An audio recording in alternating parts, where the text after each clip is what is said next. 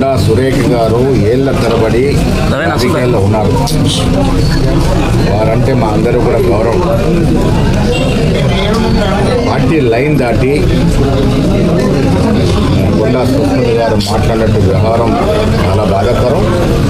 దాన్ని తీవ్రంగా ఖండిస్తూ ఉన్నాం. కొండా సుస్మిత గారు కొండా సురేఖ కూతురు.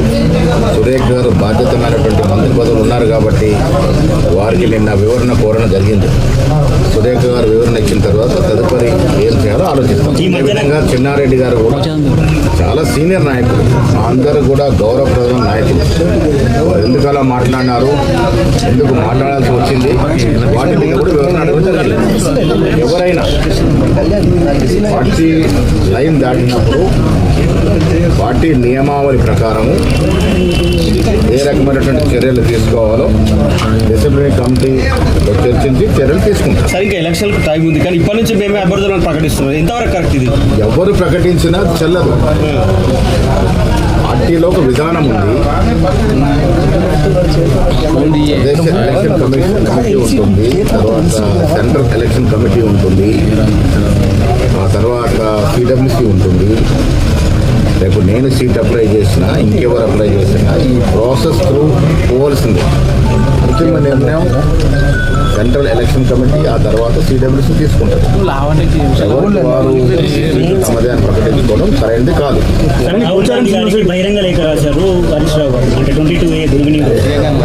22A విషయంలో అనవసరం రాజంతా కింది లెవెల్లో జరిగినటువంటి తప్పిదాన్ని మా దృష్టికి రాగానే మేము ఆ రోజు గుక్కల్ వెళ్తున్నటువంటి సమయంలో పొంగులేటి గారు, నేను, ముఖ్యమంత్రి గారు చాపర్లో వెళ్తున్న సమయంలో ఇది చర్చకు వచ్చింది. సీఎం గారు అక్కడే పొంగులేటి గారు చెప్పడం జరిగింది. మొత్తం సమీలంగా దీన్ని పరిశీలించి ఎక్కడ లోపం జరిగింది తెలుసుకొని తగు చర్యలు తీసుకోవాల్సిందిగా సీఎం గారు చెప్పడం జరిగింది. ఇది ప్రజాప్రభుత్వం. గతంలో మాదిరిగా విచ్చలవిడిగా భూదందా కానీ మిగతా వాళ్ళ భూములు అన్యాక్రాంతం కానీ అవ్వడానికి అవకాశం లేదు. చిన్న తప్పిదం జరిగింది, సాక్షాత్ రెవెన్యూ మంత్రి గారే ఇది లోపం జరిగింది ఒప్పుకోవడం, ఇవన్నీ చూసాం. దాన్ని సరి చేశారు కూడా. ఇప్పటికైనా చెప్తా ఉన్నా, మా ప్రభుత్వంలో ఏ సామాన్యుడికి అన్యాయం జరిగినా గాంధీ భవన్ తలుపులు కట్టవచ్చు. కొండా సుస్మితకు కాంగ్రెస్ సభ్యత్వం. కొండా సుస్మిత గారు, కొండా సురేఖ గారు కాంగ్రెస్ లో మంత్రి కావచ్చు. గారితో మాట్లాడడం జరిగింది. వారు కూడా తన ఆవేదన వివరణ ఇవ్వడం జరిగింది. నిన్న బాన్స్వాడ నుంచి వచ్చినటువంటి పాత కాంగ్రెస్ నాయకుడు కలవడం జరిగింది. మీరు ఇటీవల చూస్తుంటారు, సొసైటీలు కానీ, టెంపుల్ కమిటీస్ కానీ, మార్కెట్ కమిటీస్ కానీ నియామకంలో 2014-15 నుంచి కాంగ్రెస్ పార్టీ కోసం పోరాడినటువంటి 2023లో అధికారులు రావడానికి కారణమైనటువంటి సీనియర్ కాంగ్రెస్ నాయకులు, అది మండల కాంగ్రెస్ అధ్యక్షుడిగా పనిచేసిన వారు కావచ్చు, బ్లాక్ కాంగ్రెస్ అధ్యక్షుడిగా పనిచేసిన వారు కావచ్చు, జిల్లా కాంగ్రెస్ వివిధ హోదాలో పనిచేసిన వారు కావచ్చు, 70% పదవులు. ఒకవేళ ఒక నియోజకవర్గం 20 సొసైటీలు ఉంటే దాంట్లో 14 సొసైటీలు పాత కాంగ్రెస్ ఏళ్ల తరబడి కాంగ్రెస్ పార్టీ కోసం సేవలు అందించే వారికి ఇవ్వడం జరుగుతుంది. అక్కడ ఉన్నటువంటి స్థానిక నాయకులు ఒప్పుకోకపోయినా ఇది పార్టీ విధానం. జాతీయ జెండా ఎవరు ఏమన్నా దాని లోతుగా నేను ఓదార్చుకోలేదు. ఇప్పుడు వారు కాంగ్రెస్ పార్టీ సిద్ధాంతాలు, కాంగ్రెస్ పార్టీ కార్యక్రమాలు, సంక్షేమం చూసి మాతో మద్దతుగా ఉన్నారు. కాంగ్రెస్ పార్టీ అచ్చనేతలు కాదు, పచ్చనేతలు ఉన్నారని చెప్తున్నారు. కాంగ్రెస్ పార్టీలో ఒకసారి సభ్యతలు తీసుకున్న తర్వాత నెరపు బస్త నలుపు అనేది ఉండదు. వాళ్ళు ఎవరి గురించి మాట్లాడినా ఒకసారి కాంగ్రెస్ సభ్యతలు తీసుకుంటే వారు పరిపూర్ణమైన కాంగ్రెస్ కార్యక్రమం పరిగణిస్తాం. గతంలో వారు ఏ పార్టీలో ఉన్నారు, ఏ పరిస్థితి ఇక్కడ వస్తున్నారు, ఈ కొత్త తరం నాయకులు కొంత ఆనాడు టీఆర్ఎస్ నుంచి గతంలో టీడీపీలో ఉన్న వ్యక్తులు, కొంతమంది బీజేపీ ఉన్న వ్యక్తులు కాంగ్రెస్ పార్టీకి 2023లో చేరడం వల్ల బలం చేకూరుతుంది.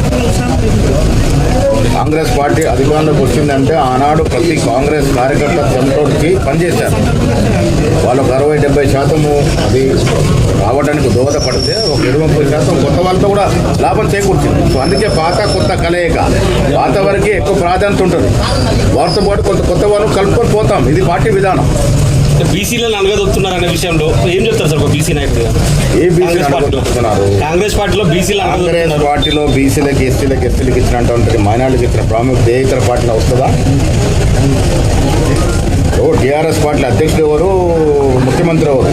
ఇవాళ మా కాంగ్రెస్ పార్టీలో ముఖ్యమంత్రి ఒక అగ్రవర్ణానికి చెందినవాడైతే బీసీ వర్గానికి చెందిన పీసీ అధ్యక్షుడు, దళిత వర్గానికి చెందిన భట్టి గారు డిప్యూటీ సీఎం, మరొక దళిత నాయకుడు ఇవాళ స్పీకర్. ఎవరు ఏ వర్గానికి సముచితంగా న్యాయం చేస్తూ ఉన్నారు? కాంగ్రెస్ పార్టీ తప్ప ఈ దేశంలో ఏ ఇతర పార్టీ సామాజిక న్యాయాన్ని కట్టుబడి లేదు. ఆ సామాజిక న్యాయం చేసే దమ్ము ధైర్యం కాంగ్రెస్ పార్టీకి మాత్రమే ఉంది. దాంట్లో భాగంగానే ఏదో కుల సర్వే చేశారు. ఈ దేశంలో ఎవరైనా ఏ ప్రభుత్వాన్ని కుల సర్వే చేసిందా? మరి కుల సర్వే చేసినప్పుడు ఎవరు ముఖ్యమంత్రి? ఇక్కడ ఒక రెడ్డి ముఖ్యమంత్రి కదా. కాంగ్రెస్ విధానం ఆలోచించి దీన్ని సమూలంగా పరిశీలించి మాట్లాడాలి. ధన్యవాదాలు.